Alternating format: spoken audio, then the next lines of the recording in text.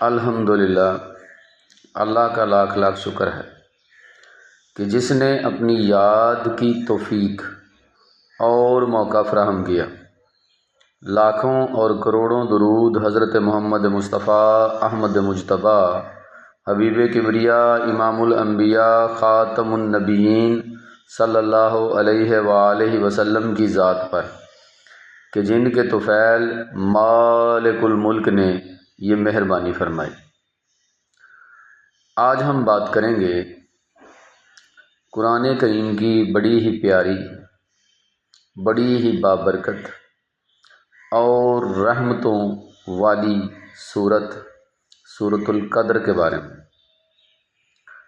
چونکہ رمضان کا مہینہ ہے اور آخری عشرہ چل رہا ہے، اسی آخری عشرے میں کسی بھی طاق رات میں لیلۃ القدر کی رات ہے۔ اللہ تبارک و تعالیٰ سے دعا ہے کہ امت محمدیہ صلی اللہ علیہ وآلہ وسلم کے ہر شخص کو یہ رات نصیب ہو۔ اب آتے ہیں لیلۃ القدر کے راز کی طرف۔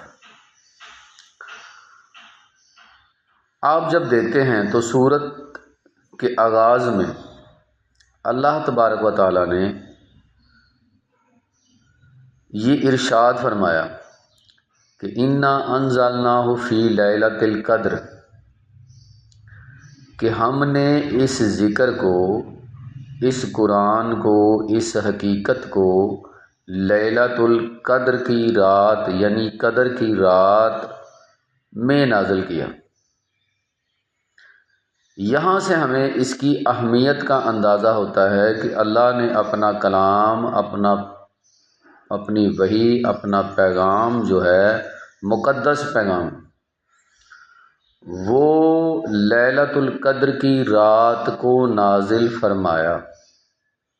اتنی اہمیت والی یہ رات ہے کہ اس میں اللہ نے اس کو منتخب کیا اور اس میں اللہ نے اپنا مقدس پیغام جو ہے، مقدس قرآن جو ہے، مقدس ذکر جو ہے وہ نازل فرمایا۔ لیکن ساتھ یہ بھی فرمایا کہ وما ادراک ما لیلۃ القدر، کہ تمہیں کیا معلوم کہ لیلۃ القدر کیا ہے۔ یعنی یہ اللہ کا راز ہے اور اس کی اہمیت کو، اس کی رحمت کو، اس کی برکت کو، اس کی آخری حد کو صرف اللہ کی ذات ہی جانتی ہے۔ ہم تو صرف اتنا جان سکتے ہیں جتنا اللہ نے ہمیں بتایا ہے۔ اللہ نے کہا ہے کہ وما ادراک ما لیلۃ القدر، کہ تم نہیں جانتے اور تمہیں کیا معلوم کہ لیلۃ القدر کیا ہے۔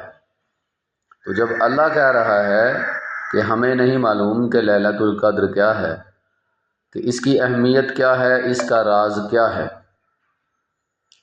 پھر آگے چل کے فرمایا لیلۃ القدر خیر من الف شہر، کہ یہ 1000 مہینے سے بھی بہتر ہے۔ تنزل الملائکۃ والروح،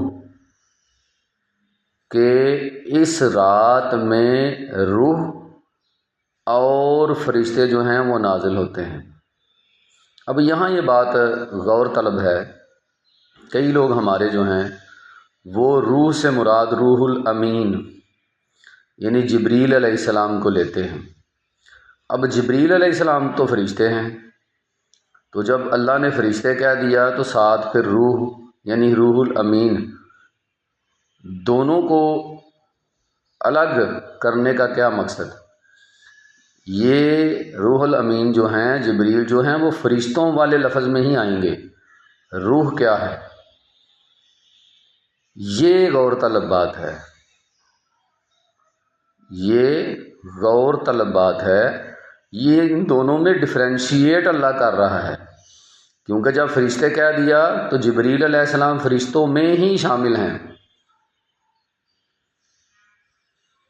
تنزل الملائکۃ والروح فیہا بإذن اللہ کے حکم سے آتے ہیں۔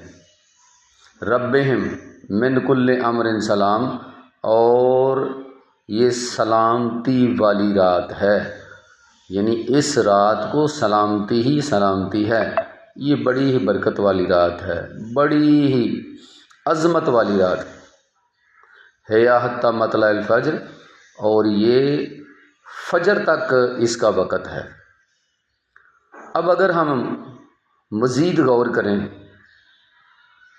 تو ہمیں اس صورت میں 3 لفظ جو ہیں وہ ملتے ہیں۔ ایک قدر، یعنی یہی سورۃ القدر۔ اب اس کا راز جاننے کی کوشش کریں تو ہمیں ایک لفظ اس میں ملا لیل، قرآن کریم کی سورۃ لیل، اور ایک اور راز جو ہے، ایک اور قرآن مجید کی سورت جو ہے فجر۔ یہ 3 لفظ اس میں موجود ہیں، لیلۃ القدر یعنی قدر، اور اس کے بعد قدر کی رات یعنی لیل، یعنی یہ رات کو شروع ہوگی اور فجر تک جاری رہے گی۔ قدر، لیل اور فجر۔ اب اگر ہم ان 3 صورتوں کو غور سے پڑھیں اور علم الاعداد کی روشنی میں بھی دیکھیں تو ہمیں یہی سمجھ آتی ہے کہ سورۃ قدر کو سمجھنے کے لیے ان 3 صورتوں کو ساتھ میں ملانا ضروری ہے، تبھی جا کر ہمیں اس قدر کا راز جو ہے وہ معلوم ہوگا۔ یعنی سورۃ القدر کو سمجھنے کے لیے اس کے ساتھ ہمیں سورۃ اللیل اور سورۃ الفجر، ان تینوں صورتوں کو ہم جب جوڑ کر آپس میں ان کی انٹریکشن کر کے پڑھیں گے تو پھر ہمیں معلوم ہوگا کہ سورۃ القدر کیا ہے، اور پھر بھی اتنا ہی جتنا کہ رب تعالیٰ نے اس میں بتایا ہے، کیونکہ اللہ خود کہہ رہا ہے وما ادراک ما لیلۃ القدر، کہ تمہیں نہیں پتہ کہ سورۃ القدر کیا ہے، یہ قدر کیا ہے۔ تو ہمیں غور کرنا چاہیے قرآن مجید کی اس صورت کو سمجھنے کے لیے۔ ہمیں دوسری 2 صورتیں جو اسی میں جس کا راز جو ہے پنہا ہے، اسی صورت کے اندر ان کا نام آیا ہے، قدر، لیل اور فجر، تو انشاءاللہ آپ کو سمجھ آئے گی کہ لیلۃ القدر کا راز کیا ہے۔